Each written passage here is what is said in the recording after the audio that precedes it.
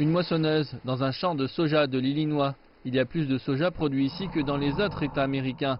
Mais alors que Steve Fourez récolte son soja et son maïs, il est profondément inquiet. On en vient à se demander comment on en est arrivé là. Le conflit commercial entre les États-Unis et la Chine a provoqué des hausses de tarifs douaniers sur des milliards de produits américains et chinois depuis le début de 2018.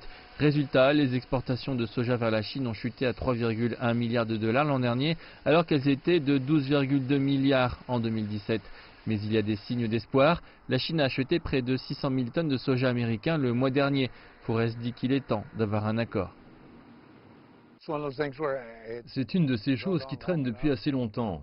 Nous devons arriver à une sorte de résolution, une direction, afin de pouvoir nous projeter. Cette opinion est semblable à celle d'un autre agriculteur de l'Illinois, Brandon Dougherty. Nous avons eu des marchés convenables jusqu'à il y a une paire d'années, avant que les tarifs commerciaux ne causent des ravages. J'aimerais voir ces tarifs disparaître, voir la Chine et les États-Unis ensemble. Peu importe ce qu'il faut pour cela, soyons ensemble, que les exportations reprennent leur cours. Les projections de rendement pour le maïs et le soja sont faibles par rapport à l'an dernier. Ça a été un important stress toute l'année.